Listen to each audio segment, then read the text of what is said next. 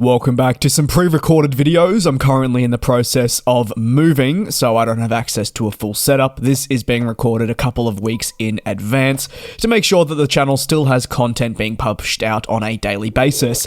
And today's episode focuses in on Ryanair, with a couple of really important developments surrounding their relationship with Boeing, which, as I'm sure you may be aware, has been quite turbulent, and I think that's putting it lightly.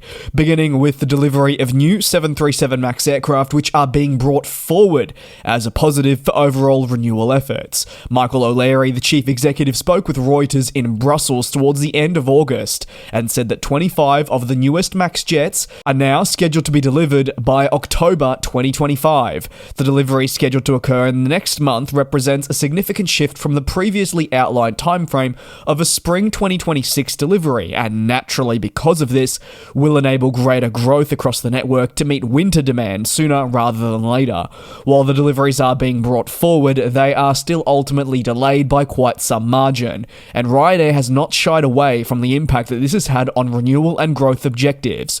O'Leary has often been outspoken about the delays that have occurred, as well as the disappointment with quality issues at Boeing, and the uncertified nature on top of that of certain variants too. However, there's confidence for the first time in a while. The CEO says that the rate at which 737s will arrive are solid, and the quality of which is being delivered is also impressive. While these should be the routine things, the carrier would argue that they haven't been, so even baby steps in the right direction can be considered progress. Interestingly, the CEO also said that the 737 certification he was hoping would come by year's end, followed by an early 2026 approval for the 737-10, the two remaining variants of the MAX program, which are yet to operate a scheduled passenger flight. Additionally, O'Leary commented on the status of the production for the popular single-aisle type, which has naturally been capped for over 18 months now by the Federal Aviation Administration, saying that he was of the belief that incremental increases in production rates were likely to occur sooner rather than later,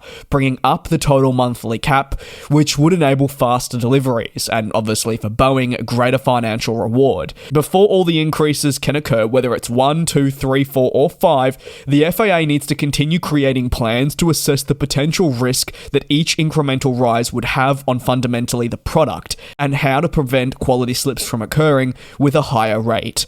Ryanair is not the only airline that has been seeing visible progress made by the manufacturer in terms of production and quality. Copa Airlines recently discussed the status of the MAX, saying that their planes right across 2025 have been arriving at least a week and sometimes 2 weeks earlier than forecasted. These comments also follow on from the positives at airlines and leading aircraft lessors who have visited the production floor at Boeing to really witness the changes firsthand made to the culture and quality. For those businesses that have made the trip, the feedback has also been positive, with visible improvements in how Boeing approaches aircraft production, as well as the cultural turnaround necessary to move forward.